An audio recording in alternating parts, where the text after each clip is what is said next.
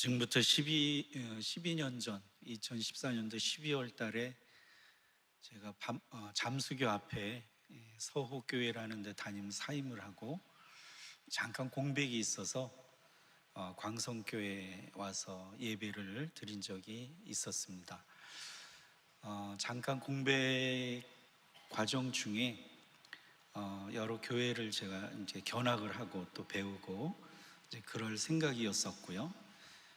그리고 이제 제가 자살 예방 단체인 라이프 오브 기독교 자살 예방 센터 이사였고 또 공동 대표를 역임했기 때문에 광성교회가 뒤에서 많은 후원을 해주시고 또 힘이 되어 주셨습니다. 그래서 함께 예배를 드리면서 하나님께 감사의 마음을 전하기 위해서 온 적이 있었습니다.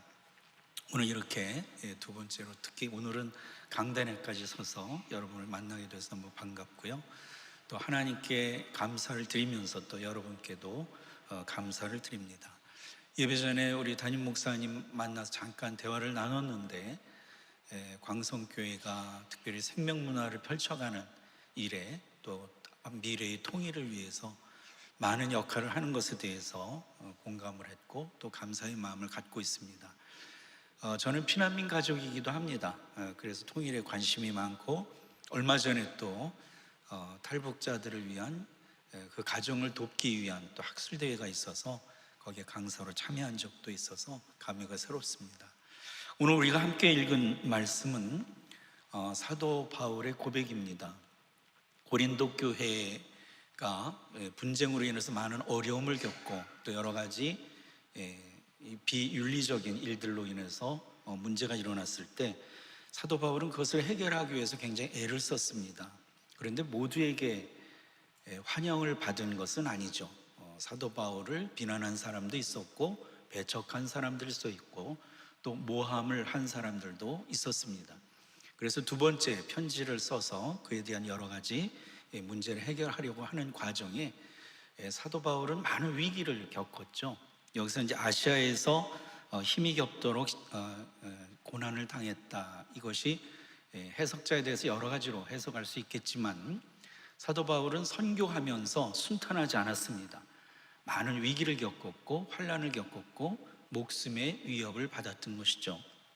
이런 위기 순간에 사도 바울은 그것을 내게 능력 주시는 자 안에서 내가 모든 것을 할 수 있느냐라는 고백처럼 오직 하나님만을 의지하면서 이겨갔습니다. 오늘은 이 말씀을 근거로 해서 우리도 이 삶을 살아가면서 많은 위기를 만날 수 있고 환난을 만날 수 있는데 이것에 어떻게 대처해야 되는가, 그리고 우리 교회 공동체는 이것을 위해서 무엇을 해야 되는가에 대해서 함께 말씀을 나누고자 합니다. 우리는 순간순간 우리 인생에 대해서 가장 근원적인 질문을 하는 경우가 있습니다. 예를 들면 이런 질문들이죠. 인간은 왜 살아야 하는가? 고통 속에서도 삶은 여전히 의미가 있는가? 인간은 왜 죽어야 하는가? 이 세상에 왜 질병이 있는가? 죽음의 유혹 앞에서 인간을 다시 일으켜 세우는 힘은 어디에서 오는 것일까? 이런 질문들을 할 수 있습니다. 우리가 살아가면서 종종 이러한 질문에 빠져드는 이유는 우리가 살아가는 인생이 평안하지만은 않기 때문입니다. 녹록지가 않죠. 우리가 원하는 바대로 되는 경우보다는 그 반대로 되는 경우가 많이 있고 또 언제나 즐거움과 행복을 누리고 살아가고 싶지만 그렇지 않은 경우가 많이 있기 때문입니다. 오늘날 우리가 살아가는 현대사회는 이전의 어떤 시대보다도 풍요로워 보입니다. 최근에는 정보통신의 발달로 인해서 또 인공지능 발달로 인해서 더욱 급격한 변화를 경험하고 있습니다. 이런 변화 속에서 보면 겉은 화려합니다. 모든 것을 이룰 수 있는 것처럼 보이는 기술 문명의 극치를 이루고 있는 것이죠. 그러나 동시에 다른 한편에서는 이 세상의 수많은 사람들은 깊은 공허 속에서 살아가고 있습니다. 사람들은 연결되어 있는 것 같지만 실상은 더욱 고립되어 가고 있는 모습을 봅니다. 풍요 속에서 빈곤을 느끼며 살아가는 사람들이 많아지고 있는 것이죠. 인공지능의 발달로 세계가 마치 하나처럼 움직이며 지구촌 구석구석의 소식들을 알 수 있는 시대를 살아가는 것이 분명한데 그럼에도 불구하고 고립과 소외 현상은 더욱 극심해지고 있는 것을 봅니다. 과학과 의학의 발달로 모든 질병을 치료할 수 있을 것 같고 금세라도 암을 정복할 수 있을 것 같지만 여전히 수많은 사람들이 질병으로 고통을 겪고 있습니다. 저는 얼마 전까지 광주광역시에서 목회를 하다가 이제 은퇴를 하고 올라온 지 얼마 되지 않습니다. 목회자가 은퇴를 하면 좀 편할 것 같은데 그렇지가 않습니다. 전화가 오죠. 광주에서 살던 분이 지금 이쪽으로 이사를 왔는데 누구누구가 지금 병원에 입원을 했습니다. 목사님께서 인천으로 가셨다는 소식을 들었습니다. 그러니 신방을 와주시면 고맙겠습니다. 이런 전화로 옵니다. 얼마 전에도 한 분이 연락을 했습니다. 40살 먹은 아들이 결혼도 하지 않은 상황인데 일터에서 갑자기 쓰러졌다는 거예요. 뇌일혈이 일어난 것이죠. 그래서 사경을 헤매는데 급히 누구 와서 기소를 해주셨으면 좋겠는데 저한테 전화가 왔어요. 안 갈 수가 없죠. 그러니까 이 질병이라는 것은 끊임없이 어디를 가나 우리를 괴롭히는 것이죠. 최근에 지구촌은 연이어서 전염병, 이 팬데믹 현상을 겪으면서 이런 질병에 인간이 얼마나 무능한가를 실감하기도 했습니다. 무엇보다도 가장 큰 문제가 뭐냐면 죽음의 문제를 해결하지 못하고 있는 것이죠. 철학자 하이데거는 그렇게 말했습니다. 인간은 죽음을 향해 가는 존재다. 그래서 이 세상의 어느 존재도 죽음의 문제를 피해갈 수 없습니다. 그러기에 우리 인간은 누구나 죽음을 의식하며 살아가지 않을 수가 없는 것이죠. 근데 여러분, 이 죽음은 단순히 육체적인 죽음만의 문제가 아니라는 것입니다. 성경을 읽어보면 죽음에 대해서 두 가지 개념으로 설명을 하고 있습니다. 이것은 죽음의 반대 의미인 생명을 뜻하는 단어와 관련이 있습니다. 여러분이 잘 알고 계시는 것처럼 성경에는 생명을 두 가지 단어로 표기합니다. 비오스라는 단어가 있고 조에라는 단어가 있습니다. 이 비오스라는 단어는 우리가 영어 단어에서 많이 익숙한 단어, 바이올로지, 생물학이라든지 이런 단어의 어원이 되는 것이죠. 우리 육체를 입고 제한된 시간을 살아가는 인간의 생물학적인 삶, 그것과 관련된 물질을 말할 때 비오스라는 단어를 사용합니다. 예를 들어서 과부의 가산을 얘기할 때 비오스라는 단어를 썼어요. 그러니까 육신을 입고 살아가는 그 생명을 의미하면서 그 생명을 유지하기 위한 물질, 이런 것까지도 비오스로 설명하고 있는 것이죠. 그 반대 개념이 뭐냐면 조회라는 개념입니다. 이것은 생명의 근원, 양식 그 자체를 의미합니다. 성경 말씀에 의하면 이 조회라는 생명은 하나님께 속한 생명입니다. 예수 그리스도를 통해서 우리에게 주는 영원한 생명이라고 말씀을 하고 있습니다. 성경 말씀에 나타나는 이 두 가지 생명의 개념은 죽음을 바라보는 우리의 시각을 완전히 바꾸어 놓습니다. 성경은 죽음을 단지 육체의 정지와 소멸만으로 말하지 않고 있다는 것이죠. 그보다 더 큰 진정한 죽음의 개념은 생명의 근원이신 하나님과의 관계 단절로 규정을 하고 있습니다. 이것을 우리가 쉽게 영적 죽음이라고 말하고 있는 것입니다. 그러니까 비오스의 죽음은 인간의 자연적 소멸과 한계를 뜻합니다. 아담이 범죄 이후 누구나 비오스의 죽음을 맞이하는데 육체의 그 유한적인 이제 생명이 끝나는 것을 말합니다. 그래서 사람들은 이 죽음을 두려워합니다. 이 세상에서의 죽음으로 끝이다라고 생각하고 있는 것이죠. 그러나 성경은 예수 그리스도께서 사망 권세를 이기시고 부활하심으로써 영원한 생명인 조회가 이 육체적인 죽음인 비오스의 죽음을 삼킨 것으로 소개하고 있습니다. 우리가 예수 그리스도를 믿을 때 육체는 여전히 제한적일 수 있지만 그 영혼 안에는 이미 하나님의 영원한 생명, 조회가 시작된다는 것이죠. 따라서 예수 그리스도 안에서 이 조회, 영원한 생명을 소유한 사람에게는 죽음이 힘을 쓰지 못하고 영적인 새로운 의미를 가지고 그 생명을 가지고 살아갈 수 있다라고 말하고 있습니다. 그러니까 육체적인 죽음이 우리 존재의 소멸이 아니다라는 것입니다. 제한적인 삶의 껍질을 벗고 문지방을 넘어 완전한 조회, 영적인 생명의 세계로 진입하는 관문이 되는 것이죠. 그래서 지금 죽음에 관한 많은 세미나들이 있는데 이 세속적인 세미나에서도 죽음을 뭐라고 얘기하냐면 다음 세상으로 가기 위한 문지방을 넘어가는 것이라고 설명을 하고 있는 것이죠. 성경은 분명히 선언합니다. 내가 진실로 진실로 너에게 이르노니 내 말을 듣고 또 나 보내신 이를 믿는 자는 영생을 얻었고 심판에 이르지 아니하나니 사망에서 생명으로 옮겼느니라. 이 생명이 조이라는 단어입니다. 이런 관점에서 볼 때에 성경이 말하는 가장 무서운 죽음은 육체의 죽음이 아니라 육체는 살아있으나 하나님과 단절되어 영적으로 죽은 상태에 처하는 것이죠.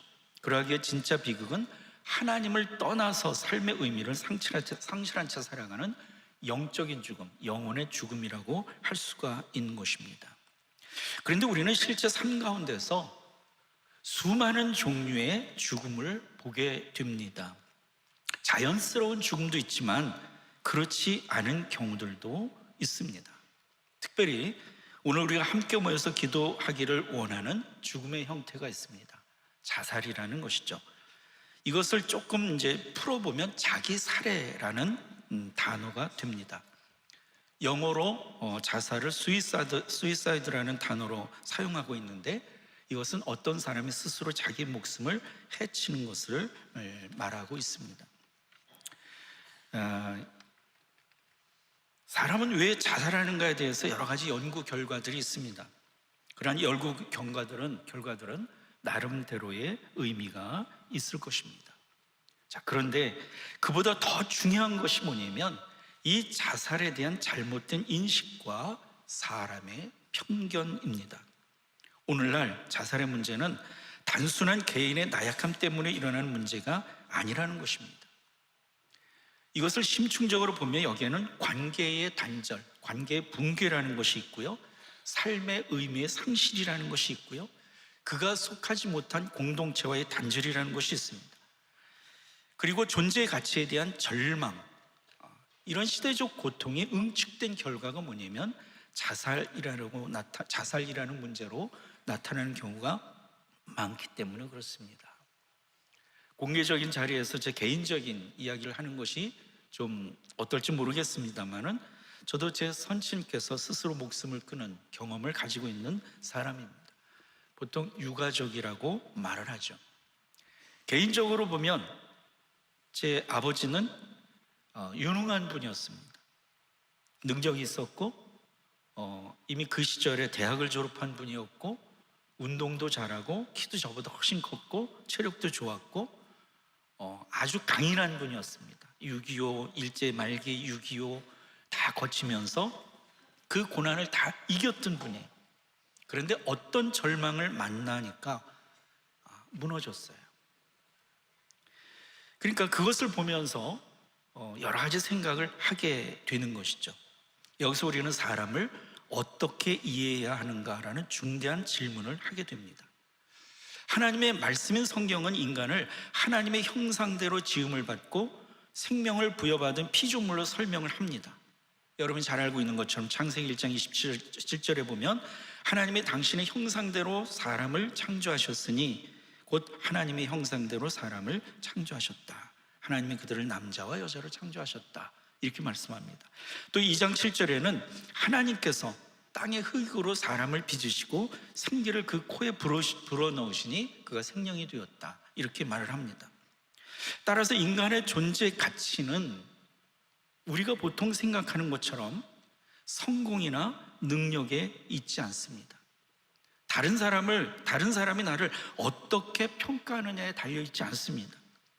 인간의 진정한 존재 가치와 생명의 가치는 하나님께 속해 있기 때문에 그런 것이죠.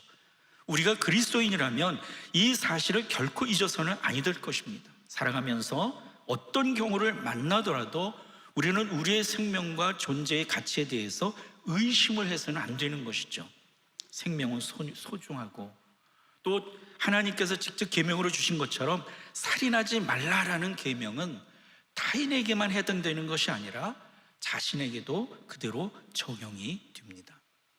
자, 그런데도 우리는 종종 살아가면서 어려움을 만나게 될 경우가 있습니다. 왜 그럴까요? 우리를 둘러싸고 있는 문제만을 보려는 경향에 빠져 있기 때문에 그렇습니다. 우리가 살아가는 세상만을 보려는 경우가 있기 때문에 그렇습니다. 우리가 이루어놓는 어떤 업적만을 바라보는 경우가 있습니다. 그러다가 더욱 낙심하고 절망하여 희망을 잃어버린 경우가 있습니다. 이 절망이 죽음에 이르는 질병이 되고 있다는 것입니다. 그러므로 여러분, 오늘 말씀은 우리 자신에게 하나의 질문을 던집니다. 삶의 위기를 만나는 순간 우리는 무엇을 바라봐야 하는가? 삶의 위기 순간에 누구를 바라봐야 하는가? 이 중요한 질문입니다. 왜 그럴까요? 여러분, 이 위기를 만날 때 이 위기 순간은 나의 존재 방향을 결정하는 순간이기 때문에 그렇습니다. 오늘 우리가 읽은 성경 말씀, 사도 바울이 위기를 만났을 때 뭐라고 얘기했냐면 우리 자신이 사형 선고를 받은 줄 알았으니 이렇게 말합니다. 죽을 지경에 이르렀다는 그런 뜻이죠. 그런데 이렇게 말합니다. 우리로 자기를 의지하지 말고 오직 죽은 자를 다시 살리시는 하나님만 의지하게 하심이라. 여러분, 이 말씀은 사도 바울의 단순한 고백이 아니에요. 이것은 죽음의 위기 속에서도 자기 존재의 방향을 하나님께로 향하게 한 인간의 선언인 것이죠. 바울은 지금 편안한 상황이 아닙니다. 핍박받고 외롭고 생명의 위협 속에 있습니다. 하지만 사도 바울은 그 절망 속에서 자기 자신 안으로 빠져들지 않았어요. 오히려 하나님을 향해서 자신을 열었습니다. 오히려 이웃을 향해서 자신을 열어놓았어요. 여기서 우리가 깨닫는 것이 있습니다. 인간은 위기 속에서 자신의 존재 방향을 결정한다는 것입니다.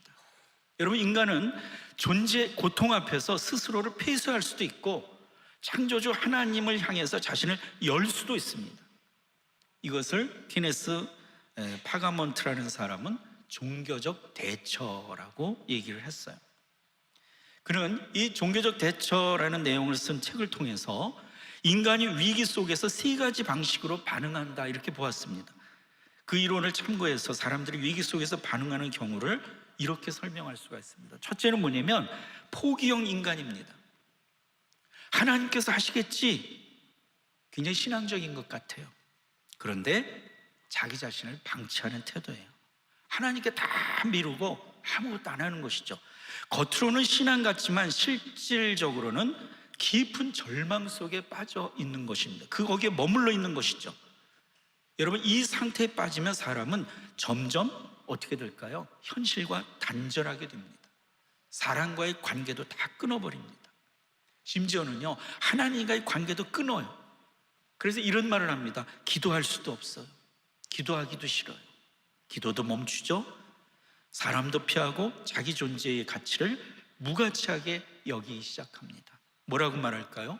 난 살줄 가치가 없어. 죽음의 충동은 바로 대부분 이러한 고립 속에서 자라나게 되는 것이죠. 그러니까 이것은 올바른 태도가 아닙니다.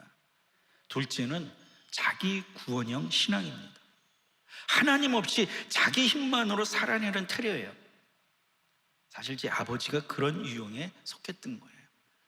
스스로 강하고 모든 것을 스스로 해결하려고 하다가 한 번에 무너지는 모습이죠. 그런데 여러분, 이러한 태도는 현대사회가 끊임없이 강요하는 태도이기도 해요. 강해야 된다. 특히 남성들에게 그렇게 많이 말을 하죠. 강해야 된다. 눈물도 보여주면 안 된다.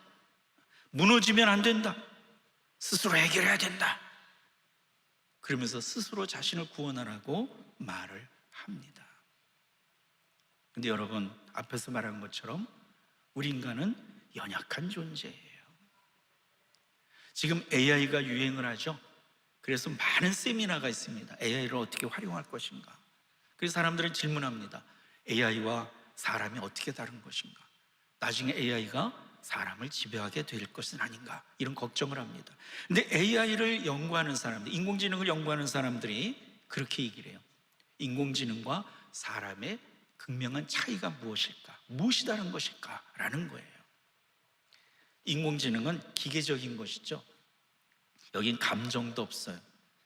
정보를 넣는 대로 즉각적으로 답을 내놓습니다. 근데 여러분, 사람은 그렇지가 못해요. 연약합니다. 뇌가 굉장히 발달하는데도 불구하고 우리는 한계가 있습니다. 그렇죠?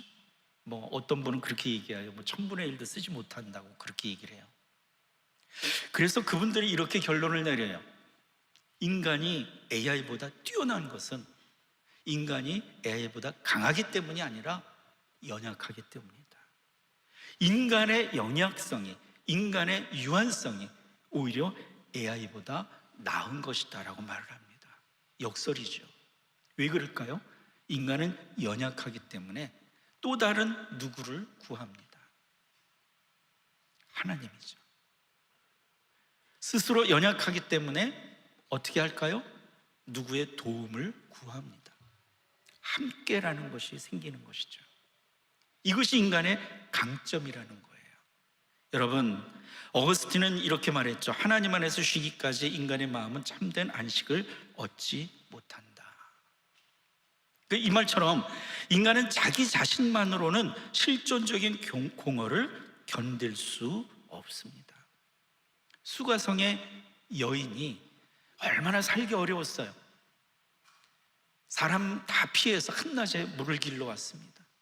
예전에 어떤 실존주의 철학자는 그 본문을 해석하면서 실존적 공허라고 명명을 했어요. 여인은 그런 상태에 빠져 있었던 것이죠. 그런데 그에게 생수와 같은 예수 그리스도를 만납니다. 예수님을 통해서 그는 새로운 생명의 물을 얻는 것이죠. 그 결과 어땠습니까? 물동이를 버려두고 동네로 내려달아 내가 오늘 메시아를 만났다, 예수 그리스도를 전하는 삶으로 변하게 되는 것입니다. 여러분, 이런 모습 속에서 우리는 제 삶의 태도를 배워야 돼요. 그것이 뭐냐면 하나님과 협력하는 신앙입니다. 사도 바울은 하나님을 신뢰하면서 동시에 기도했습니다. 사람들을 돌봤습니다. 하나님을 믿는다고 해서 하나님께만 맡기고 자기가 아무것도 하지 않은 것이 아니에요. 아까 제가 예로 들었던 내게 능력 주시는 자에서 내가 모든 것을 할 수 있느니라는 이 고백은 하나님께서 모든 것을 할 수 있기 때문에 난 아무것도 안 하겠다, 그런 고백이 아닙니다. 여러분이 그 전후 문맥을 다 읽어서 아시겠지만 사도 바울은 너무 고통스러웠어요. 괴로웠어요. 위협이 많았습니다. 그런데 그것을 이길 수 있었다는 것이죠. 어떻게 이길 수 있었느냐? 예수 그리스도를 믿는 믿음을 통해서 이겼다는 것입니다. 그럼 무슨 뜻일까요? 그 믿음을 가지고 그러한 외부적인 위기와 환난과 싸웠다는 뜻이죠. 자기가 할 일을 했다는 것입니다. 더 기도했고 더 자기의 사명을 위해서 노력을 했고 사람들을 돌보는 일에 전념을 했습니다. 그래서 지금도 이 고린도 교회에 편지를 쓰고 있는 것이 아닙니까? 이것이 성경적 믿음을 바탕으로 한 위기에 능동적으로 대처하는 태도라는 것입니다. 그럼 여러분, 우리 신앙은 운명론이 아니에요. 또한 자기 구원도 아닙니다. 하나님의 은혜로 믿음으로 구원받은 것이죠. 우리 신앙은 하나님을 알고 하나님을 믿고 하나님을 의지하며 살아가는 것입니다. 하나님과의 관계성을 잃지 않고 살아가는 것입니다. 하나님은 우리 사람을 로봇처럼 만들지 않으셨습니다. 하나님은 사람을 하나님의 동역자로 부르셨습니다. 그러니까 여러분, 이 위기 순간에 하나님을 바라본다는 것은 단순히 기적만을 바라고 있는 것이 아니라 하나님을 바라보며 그 전능하신 하나님의 손을 맞잡고 오늘 하루하루를 매일 살아가는 결단인 것이죠. 그러기에 여러분, 우리는 죽음과 어둠의 시대에 교회는 무엇이며 교회가 무엇을 해야 하는가, 이것을 깨달아야 합니다. 여러분, 오늘날 많은 사람들이 죽음을 생각합니다. 여러분이 통계를 보셔서 다 아실 거예요. 우리나라가 자살공학이라는 이름을 갖고 있잖아요. 좋지 않은 이름이에요. 전 세계에서 자살률이 제일 높아요. 특히 청년 사망 원인의 1위가 스스로 목숨을 끊는 거예요. 희망을 얘기할 사람들이 어떻게 그렇게 되는 것이죠? 여기에 우리가 경각심을 가지고 생각을 해봐야 됩니다. 왜 그들은 또는 우리는 죽음을 생각하는 것일까? 특히 여기 이제 많은 여성분들이 지금 모여 계시는데, 저는 이제 어머니 학교 강사이기도 하고 아버지 학교 강사이기도 하고 가정사역자로 지금도 이제 활동을 하고 있습니다. 그 여성분들을 많이 만나죠. 그래서 어머니 학교 그 강사분들을 만나면 제가 그런 얘기를 해요. 여러분들은 남을 돌보는 일에 평생을 바치고 살아가고 있습니다. 제 아내하고 지금 제가 결혼 생활이, 우리 아이가 지금 43이니까 44년 정도 됐겠죠? 근데도 여전히 저를 돌보려고 합니다. 저는 저녁 설거지를 이제 매일 합니다. 아내를 좀 도와주려고. 아내가 많이 아팠던 사람이어서 나이가 들어서 이제 내가 좀 대신해 주자. 그리고 가장 귀찮은 저녁 식사 후에 이제 설거지를 도와주는 일을 합니다. 근데 아내가 머리를 써요. 어떻게 머리를 쓰는지 아세요? 식사 준비를 할 때 대충 미리 설거지를 해놓더라고요. 뒤처리를 다 해놔요. 설거지를 줄여놓는 것이죠. 그걸 보면서 피곤할 텐데 내가 해준다고 했으면 그냥 좀 내버려 두지. 근데 이게 모성 본능인가 봐요. 여성들의 본성인가 봐요. 돌보려고 하는 거, 끊임없이 돌보려고 합니다. 자녀만 돌보려는 것이 아니라 남편도 계속 돌보려고 하는 그런 모습이 있습니다. 자, 그런데 이렇게 살아가다 보면 어느 순간에 이런 질문이 일어날 수 있어요. 정녕 나는 누구인가? 내 삶의 의미는 무엇인가? 내가 사라져도 세상은 달라지지 않을까? 다시 말해서 자기 존재에 대해서 질문을 하게 되는 것이죠. 근데 여러분, 이것은 여성들만의 질문이 아니에요. 모든 사람이 질문합니다. 교회도 이런 질문하는 것이죠. 그래서 요즘 잘 팔리고 있는 책 중에 하나가 우리는 날마다 교회가 무엇인지를 생각한다는 책이 있어요. 소그룹 모임도 많이 하고 있는 것 같습니다. 여기서 교회가 생명의 공동체가 되어야 한다라는 것을 깨닫게 돼요. 사도 바울은 로마서 1장 8절에서 너의 믿음이 온 세상에 전파됨이로다 이렇게 말을 했습니다. 사분오열되어 다투던 고린도 교회 마찬가지로 로마 교회 역시 완전한 사람들이 아니었어요. 유대인들과 이방인들이 섞여 있었기 때문에 갈등이 있었습니다. 로마 문화라는 아주 타락한 문화에 위협이 있었습니다. 그들은 불안했고 연약했습니다. 그런데요, 그들은 예수 그리스도를 믿는 신앙으로 서로 연결되어 있었어요. 이것이 위기 가운데 있는 사람들에게 절대적으로 필요한 관계망이라는 것. 요즘 사회 관계망이라는 말을 사용하고 있지 않습니까? 여기서 자살 충동의 핵심에 무엇이 있는가를 생각해 봅니다. 그것이 뭐냐면 되풀이 얘기합니다마는 극심한 절망감과 단절감이에요. 고립감. 아무도 내 마음을 몰라. 아무도 내 고통을 몰라. 이건 누구도 이해할 수가 없어. 이런 생각이에요. 그러면서 이렇게 속삭이죠. 더 이상 희망이 없다. 나는 혼자다. 아무도 나를 이해하지 못하고 그러기에 더 이상 살아갈 이유가 없다. 나는 이제 불필요한 존재일 뿐이다. 여러분, 여기서 자살 예방의 핵심이 무엇인지를 깨달아요. 우리는 사후 문제를 해결하는 것도 중요하지만 그런 아픈 일이 생기지 않도록 하는 일에 더 전념할 필요가 있어요. 그러기 위해서는 삶에 대해서 더 생각을 해야 됩니다. 삶의 목적이 무엇인가에 대해서 생각을 해야 됩니다. 교회 공동체가 이것을 위해서 무엇을 해야 되는가? 이것을 더 생각해야 되는 것이죠. 여기에 자살 예방이라는 것이 있습니다. 그 핵심이 무엇일까? 이것은 섣부른 판단이나 조언이나 혹은 단순한 통제가 아니라 관계의 회복이에요. 관계망의 구축입니다. 오늘도 제가 잠깐 말씀을 나누면서 광성교회는 그것이 참 잘 되어 있는 교회구나라는 생각을 했어요. 여러분, 성경 말씀을 통해서 깨닫는 것은 인간은 관계적 존재라는 거예요. 하나님과의 관계, 이웃과의 관계, 자연과의 관계를 가지고 살아갑니다.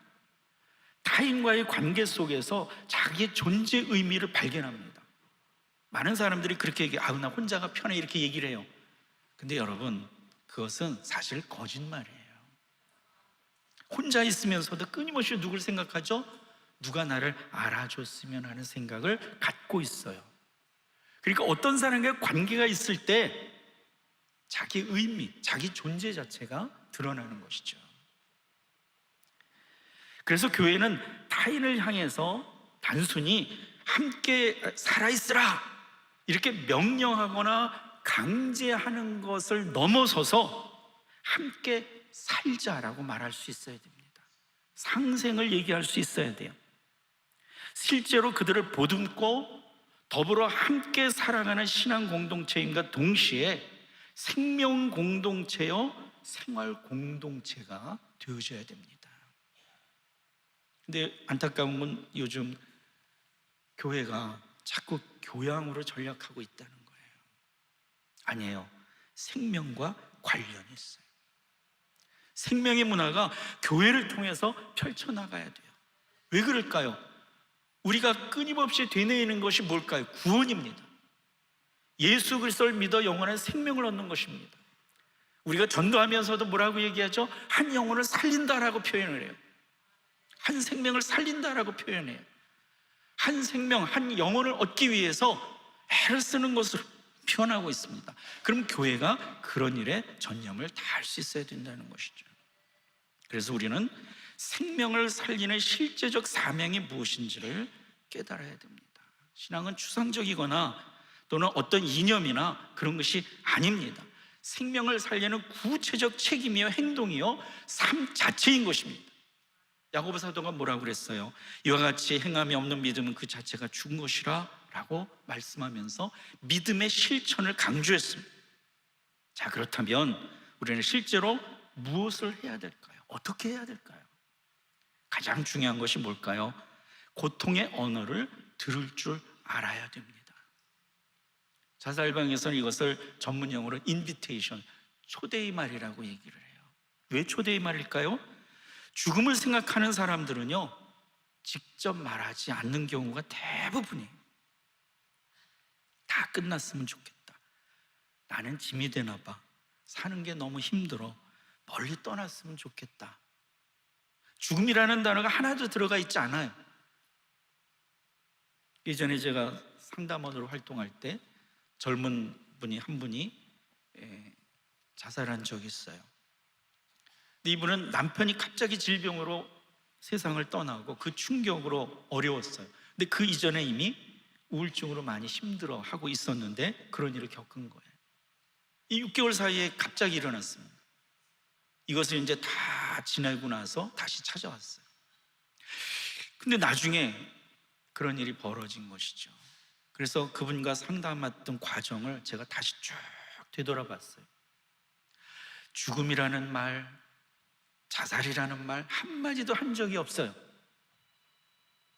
근데 한마디가 있었어요. 그게 뭘까요? 나 좀 도와주세요. 나 좀 도와주세요. 근데 이 말을 가족에게도 했고 이웃에게도 했고 교회에도 했어요. 근데 그분이 자녀가 셋이 있었어요. 남편이 갑자기 세상을 떠났어요. 그러니까 다들 뭐라고 생각했냐면 그분이 살기가 어려우니까 그걸 도와주세요라고 들었던 것이죠. 그래서 실질적으로 어떤 분들은 직장도 마련해주고 이런 적극적으로 도왔어요. 그런데 아무도 그의 마음을 헤아릴 수가 없었던 것이죠. 그러니까 여러분, 여기서 우리가 참 중요한 거예요. 이것은 단순히 자살 예방의 문제만이 아니에요. 삶의 문제. 고통의 소리를 들을 수 있어야 됩니다. 주의 깊게 들을 수 있어야 돼요. 두 번째는 뭐냐면 공동체적 돌봄을 회복해야 됩니다. 초대교회가 그렇게 왕성하게 흥왕했던 이유가 뭘까요? 가장 결정적인 것은 하나님의 역사겠죠. 그런데 하나님께서 그렇게 역사하기까지 초대교회가 힘썼던 건 뭐냐면 서로를 돌보는 삶의 문제예요. 날마다 모여 사도들이 가르침을 공부하고 기도하고 주님을 찬양하고 예배하고 가정마다 다니면서 떡을 나누며 교제하고, 이런 일들이 왕성하게 일어났기 때문에 초대교회는 흥황할 수 있었던 것입니다. 그러니까 여러분, 어떤 화려한 프로그램도 중요하고 다 중요해요. 그런데 상대의 말 한마디를 진지하게 들어주는 것, 전화 한 통, 식사 한 끼, 따뜻한 방문, 손을 잡아주는 관심과 기도, 이 작은 행동이 어둠의 세력을 밀어내고 생명 문화를 꽃피우게 하는 거예요. 그런데 이제 제가 아파트에서 살아보고 이웃과 살아보면 이런 현상이 보여요. 조금 겉으로 볼 때 귀찮은 것들이 있다 보니까 자꾸 단절하려고 해요. 이것을 깨고 손을 잡을 수가 있어야 돼요. 세 번째는 뭐냐면 전문적인 도움을 제공할 수 있어야 됩니다. 그리고 반대로 그런 도움을 받는 것을 부끄러워하지 말아야 돼요. 여러분, 어려운 사람은 도움을 받아야 됩니다. 성숙한 인격은요, 남의 도움을 감사하며 받는 거예요. 성숙하지 못한 사람은 자꾸 거절만 하려고 합니다. 남의 호혜를 받아들일 줄 아는 것도 사랑이에요. 그러니까 여러분, 옆에서 손을 내밀 때 그걸 잡을 수도 있어야 돼요. 정신적인 어떤 고통, 우울증과 같은 그런 괴로움은 스스로 해결하기에 굉장히 어렵습니다. 신체적인 질병과 같은 마음의 질병일 수 있어요. 그러기에 의사와 같은 전문가의 도움을 받아야 합니다. 성경 말씀을 보면 그런 인물들이 많아요. 엘리야가 어땠어요? 막 아합과 싸우고 막 해서 이기고 그럴 때는 그랬는데 나중에 쫓기게 되니까 어떻게 돼요? 하나님 나 죽여주세요. 깊은 우울에 빠졌어요. 욥은 어땠어요? 지금 얘기하고 있는 사도 바울은 어땠을까요? 예레미야는 어땠을까요? 예레미야는 하나님의 말씀을 전하다가 자꾸 공격을 받고 막 어려우니까 아이고 나 이거 이제 안 했으면 좋겠어요 라고까지 말하지 않았어요? 그렇게 어려웠던 분들도 하나님을 의지하는 믿음으로 이겨나갔던 것이죠. 여러분, 제가 이제 가정사역을 처음 하고 이런 일을 할 때 굉장히 오래전이죠. 많은 분들이 저한테 이렇게 말한 적이 있어요. 신앙인이 무슨 우울증이에요? 어떤 권사님이 우울증으로 고통을 얘기하고 이제 극동방송에 상담을 하니까 그 나온 얘기예요. 권사님이 무슨 우울증이냐고. 아니에요. 신앙의 문제하고 마음의 문제는 다른 거예요. 그렇게 편견을 가지고 보면 안 돼요. 그 얘기를 들을 수 있어야 되고 전문가의 도움을 받을 수 있어야 되고 또 도와줄 수 있어야 됩니다. 하나님은 상담과 치료를 통해서도 역사하십니다. 믿음은 치료를 거부하는 것이 아니에요. 이 치료 속에서도 하나님의 손길을 발견하는 것입니다. 네 번째로 우리는 십자가는 죽음이 모든 것의 끝이 아니라 또 다른 영원한 생명의 시작이라는 믿음을 가지고 살아가야 됩니다. 여러분, 예수 그리스도의 십자가를 한번 가만히 묵상해 보십시오. 그것은 고통이에요. 절망이에요. 죽음의 순간이에요. 인간의 모든 말할 수 없는 모든 고난을 응축한 자리가 십자가의 그 순간이었어요. 그러면서 동시에 이 십자가는 구원과 희망과 생명의 상징이기도 해요. 예수 그리스도께서 바로 십자가를 통해서 사망의 권세를 물리치시고 그 죽음의 자리에서 일어나서 부활의 생명을 우리에게 부여해 주셨기 때문에 그렇습니다. 그러니까 여러분, 기독교는 고통이 없다고 말하지 않아요. 분명히 고통이 있습니다. 욥처럼 알 수 없는 고통을 당할 때도 있습니다. 의인도 고난을 당할 때가 있습니다. 이 세상의 모든 사람들은 육체적인 죽음을 거칠 문지방을 넘어가야 한다는 것이 사실입니다. 그럼에도 불구하고 우리의 신앙은 그 절망 너머에 희망이 있고 그 죽음 너머에 영원한 생명이 있다고 고백하고 있는 것입니다. 그러므로 여러분, 우리의 삶은 실패가 아니에요. 우리의 삶이 끝이 아니에요. 오히려 하나님은 우리의 삶 가운데로 내려오셔서 우리 고통 속으로 들어오셔서 우리와 함께 하시며 그것을 체휼하시는 분이라는 것이죠. 히브리서는 뭐라고 말합니까? 우리 예수 그리스도께서는 우리의 모든 고난을 능히 다 공감하고 체휼하시는 분이라고 말씀하고 있어요. 성경은 창세기부터 계시록까지 끊임없이 강조하고 있는 게 뭐냐면 우리의 삶 속으로 들어오시는 하나님이에요. 우리와 함께 하시는 하나님이에요. 특별히 고난과 질병과 고통이 있을 때 더 우리와 함께 하시는 분이 하나님이시라는 것이죠. 아예 그것을 자기 것처럼 여기시며 체휼하시고 경험하시고 겪어주시고 짊어주시는 분이 예수 그리스도라는 분입니다. 여러분, 이제 말씀을 마치려고 합니다. 우리는 그러기에 생명의 증인이 되어야 됩니다. 어둠과 죽음의 문화는 인간을 하나님과 이웃으로부터 계속 고립시키고 절망케 하고 죽음에 이르게 합니다. 그러나 예수 그리스도의 복음은 하나님과 이웃과의 관계를 다시 회복시켜 주시고 새로운 존재가 되어서 영원한 생명을 얻어 살아가게 하는 것입니다. 그래서 어둠과 죽음의 문화를 넘어서 생명의 문화로 나가게 하는 것입니다. 예수 그리스도의 복음은 그래서 우리에게 이렇게 말합니다. 당신은 사랑받는 존재입니다. 하나님의 자녀입니다. 혼자가 아닙니다. 하나님은 결코 당신을 포기하지 않으셨으며 지금도 당신과 함께 하십니다. 우리의 작은 신음에도 응답하시는 하나님이시라는 것이죠. 시간이 많이 갔지만 제가 영화 한 편 얘기하려고 그래요. 예전에 배너라는 영화가 있었어요. 근데 그 배너가 이런저런 일을 겪고 노예로 잡혀갑니다. 그래서 3살에 묶여서 막 이제 군병 끌려가는데 나사렛이라는 동네를 지나가요. 거기 잠깐 쉬어서 이제 목도 축이고 막 그래야 되는데 어떤 사람이 배너에게, 목마른 배너에게 물을 주려고 하니까 군인이 와가지고 탁 쳐버려. 못 주게 해요. 중죄인이라고 해서. 그때 배너가 너무 갈급해서 죽을 지경이죠 이제. 그렇죠? 그런데 그림자 하나가 착 나타나요. 옛날 영화는 예수님이 뒷모습이나 그림자만 나왔어요. 착 나타나요. 그리고 물을 주는 거예요.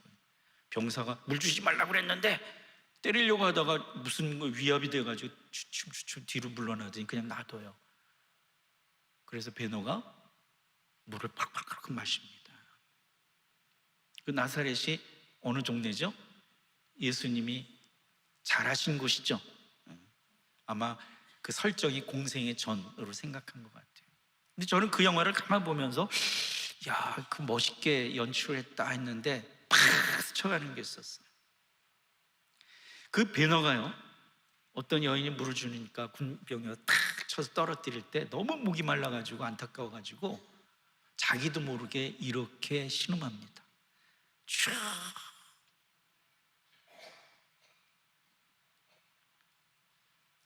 예수님은 누구시죠?